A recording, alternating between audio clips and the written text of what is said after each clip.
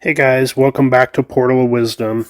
I'm back today with another story. So if you're new to the channel, like and subscribe and click that little post notification bell so that you get alerted when I post new videos. And now on to today's topic.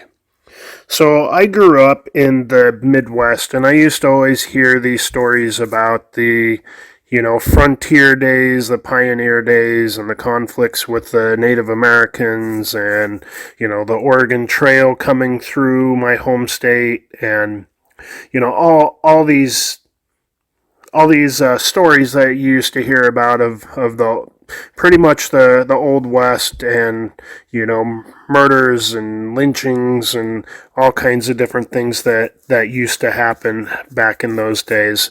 So this story is a story from back in those days, and the story has been well documented by a historian, Wayne Lee, and this is from his account of this story. This is going to be the first murder of a notorious gunman from the Old West.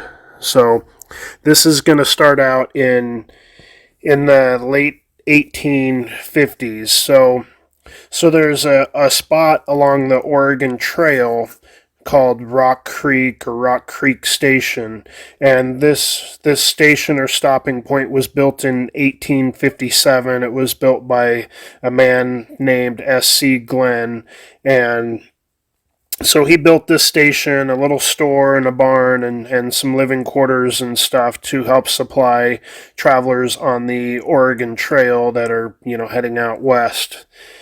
And this spot was a difficult spot to navigate because there was a stream that came into the Little Blue River, the Rock Creek stream, and it was narrow, and but it had like almost like cliffs for banks. It was near impossible for wagons to get across that Rock Creek. So anyhow, this gentleman, he's got a store and stuff there, but it's kind of a treacherous place to be, and he decides to sell it in 1859, and he ends up selling it to a gentleman named David McCannels. And McCannels had come from North Carolina. I believe he had been a sheriff out there. He was a big, burly guy.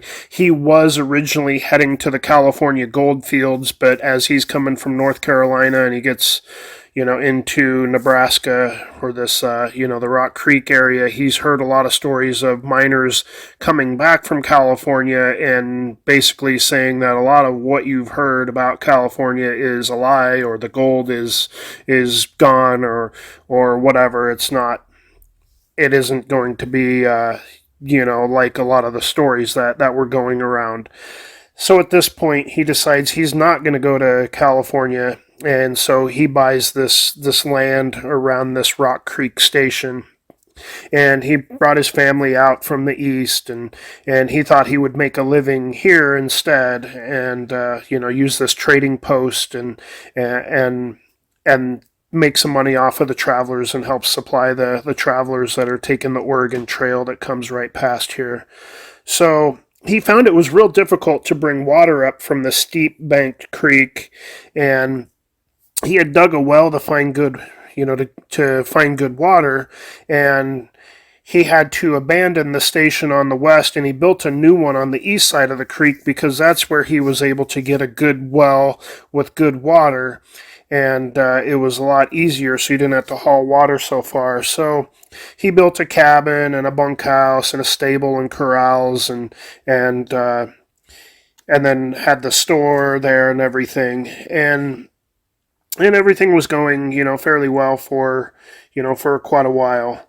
And anyhow, at a certain point, the Pony Express is trying to come through, and they mentioned that they would like to turn the Rock Creek station that he has into a Pony Express stop.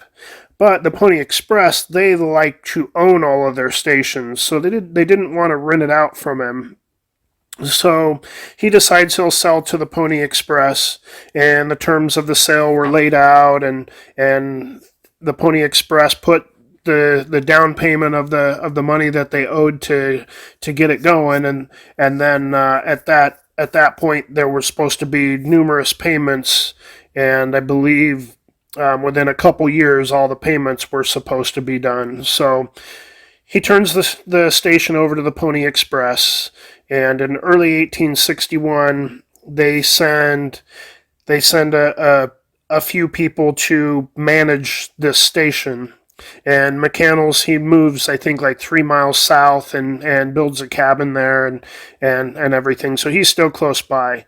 But the Pony Express or Overland Stage Company, they sent a gentleman named Horace Wellman and his wife to run the station, and Doc Brink to work as the stock tender and take care of the horses. And so, if you know about the Pony Express, the whole deal was these stations would provide fresh horses to get mail quickly from, one place to another, a lot of times like going pretty far across the country. And a rider would ride in fast and he would be going, maybe 10, 20 miles between stations going super fast with the mail, and then that station would provide him a fresh horse, and then he would take off on the fresh horse, and so it was just kind of this sort of like a telegraph type of network like that, where all these stops provided fresh horses for them. So, and the mail traveled super fast that way. Of course, it was expensive to send a letter via Pony Express back then, but if you had news that had to get from coast to coast or something like that very fast back in those days, it was the way to go in the early 1860s. So they also sent another assistant stock tender, and his name was James Hickok. So what happens is you got the Wellmans and Doc Brink and James Hickok. They're there. They're running the station, and it looks to be a pretty prosperous setup and everything. And when McCandless goes to collect his additional payments, they never seem to have the money. So they gave him the down payment. They took over the station. He moved south. He built a new cabin, started creating, a new land, new place for him and his family. And he finds out that every time he comes to Mr. Wellman, Horace Wellman, for additional money that he's owed for the laid out additional payments, he never has the money. And every time they talk, Horace says either he doesn't have it or he's going to be going out east and he'll ask for it. And at a certain point, McCandless isn't really sure if he's going to get the money or not.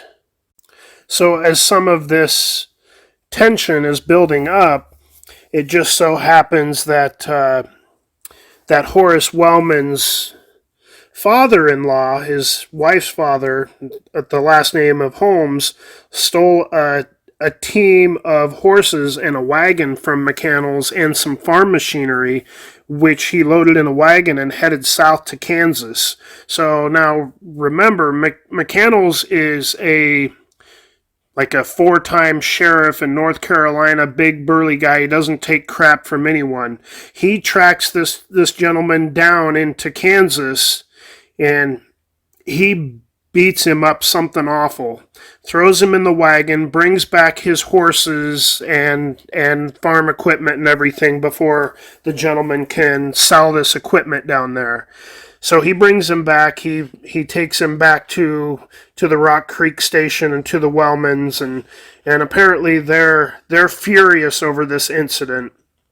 But when you look at the law at the time, it's basically said, under the unwritten laws, McCandless probably could have hung him for stealing his horses, his wagon, and his equipment, and nothing would have happened to him, because that pretty much was the law of the land at the time. He didn't do that. He just beat him up pretty bad and brought him back and were trying to teach him a lesson. But the Wellmans are pissed now. So so with this situation, this kind of explains the situation on both sides as of July 12th of 1861. This kind of makes sense. So after this happens, July 12th, he goes and this is like his last straw. He needs the money or he's taken his land back. So he's still only gotten the initial payment.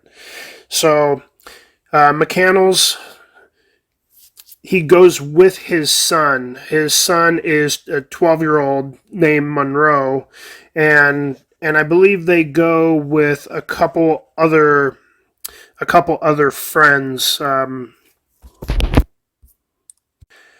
Yeah, they go with James Wood, who is a cousin, and another friend, James Gordon. So they come to the station with McCannell's,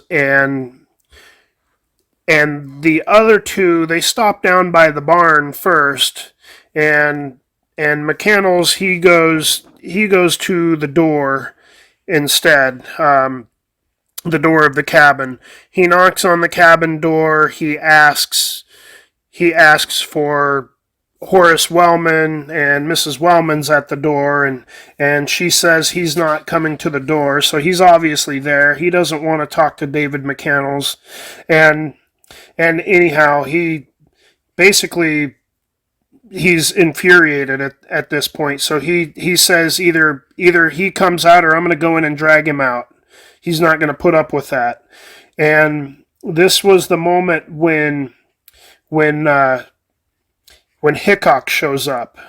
So you've got James Hickok. He shows up, and him and McCannell's had been on good terms up to this point, and McCannell's apparently saw something that roused his suspicions inside of the cabin. There was like a little curtain partition, and something was going on behind this partition, and he couldn't tell what for sure was going on. But Hickok was and Horace Wellman were behind the curtain, and anyhow, so David McCannell's is standing in the doorway this whole time, and apparently when David McCannell's had threatened to come in and take him out, they realized he's a big burly man, and Hickok and Horace Wellman together would still be no match for big, powerful David McCannell's. At that point, the rifle that McCannell's had left at the station to protect the station, it was beside Hickok. He grabbed the rifle and fired through the curtain and hit McCannell's in the heart. So he's standing in the doorway. He falls backwards, and he goes to sit back up, and then just falls down dead. So at this point, Woods and Gordon hear the shot, and they race toward the cabin. So James Hickok steps out from behind the curtain and into the doorway, and he fired twice at each of the men with his revolver. The first shot wounded James Woods severely, and he staggered around a little bit, and he fell. Gordon wasn't quite as seriously wounded, and he turned and ran for the trees along the creek. And then Wellman rushed out when the shooting began, and he grabbed a grubbing hoe that was handy. So older Horace Wellman grabs this grubbing hoe. He runs around the corner after Wood, and he caught up with him where he had fallen, and he smashed his skull in right there with the heavy hoe. Then he turned toward Monroe McCannell's, the 12-year-old boy, David McCannell's son, who had been kind of standing there paralyzed by what was going on around him. Suddenly, Monroe realizes he's in danger, and he bolts. He just takes off. And Wellman couldn't catch this boy. He was running after him with the hoe to kill him too. And Monroe had later said that Mrs. Wellman was standing in the doorway, and she was screaming, "Kill them all! Kill them all!" And at this point, Hickok and Wellman and the stock tender, Doc Brink, followed Gordon's trail and found him a half a mile from the station, hiding in the trees along the creek. And then and then Brink had brought along his shotgun, and they used it right there to kill Gordon. So now everyone that came with him is dead except for Monroe McCandless, who took off, and he's running for home to tell the story, probably to his mother and everything. So his mother at that point, realizing what's going on, she sends word to David McCandless's brother, James, over in Johnson County, Nebraska. James comes quickly. He stops at Beatrice to talk to the sheriff, and the sheriff swore out warrants for Wellman and Hickok and Brink. And the three were arrested and then taken to Beatrice for trial. And the trial, they didn't let anyone into the trial. Even Monroe McCandless, who should have probably been a prime witness, maybe because of his age, he was barred from the trial. And somehow the jury brought back a verdict of self-defense, and all three men were released. So if this didn't happen, Kansas towns like Abilene might be completely different.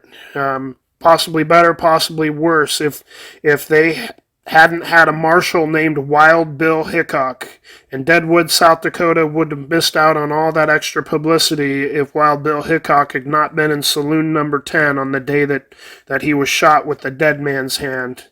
So this is the story of James B. Hickok, also better known as Wild Bill Hickok. That's the story of his first murder and the whole story of the Rock Creek Station. So if you like these kind of stories, like and subscribe to my channel.